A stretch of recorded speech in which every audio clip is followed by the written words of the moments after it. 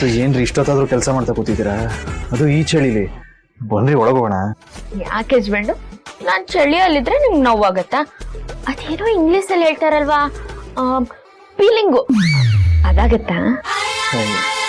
ಕರ್ಮ ಕಣ್ರಿ, ಏನೋ ನಿಮ್ಮ ಆರೋಗ್ಯ ಕೆಡಬಾರ್ದು ಅನ್ನೋ ಉದ್ದೇಶದಿಂದ ಹೇಳಿದ್ರೆ ಏನನ್ನ ಮಾತಾಡ್ತೀರಾ?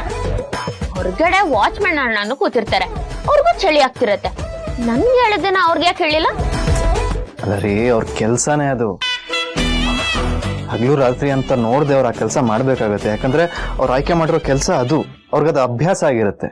ಆದ್ರೆ ನಿಮ್ಗಿದು ಹೊಸದು, ಅದಕ್ಕೆ ಕಾಳಜಿಯಿಂದ ಹೇಳ್ತಾ ಇದೀನಿ. ಹಸ್ಬೆಂಡು, ಯಾರ ಮೇಲೆ ಕಾಳಜಿ ಇರುತ್ತೋ ಅವ್ರ ಮೇಲೆ ಪ್ರೀತಿನೂ ಇರತ್ತಲ್ವಾ?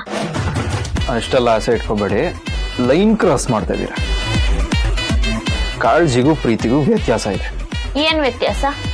ಈಗ ದಾರಿಲಿ ಯಾರು ಹೋಗ್ತಿರೋರು ಬಿದೋದ್ರೆ ಅವ್ರನ್ನ ನಾವು ಎಪ್ಸಕ್ ಹೋಗ್ತೀವೋ ಇಲ್ವೋ? ಹೋಗ್ತೀವಿ. ಯಾಕೆ ಹೋಗ್ತೀವಿ? ಯಾಕೆ?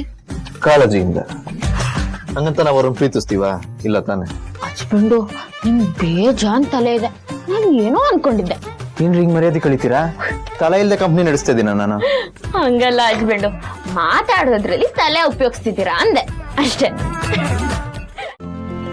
ಇಂದೇ ಡೌನ್ಲೋಡ್ ಮಾಡಿ ಮತ್ತು ನಿಮ್ಮ ನೆಚ್ಚಿನ ಶೋಗಳನ್ನ ಆನಂದಿಸಿ.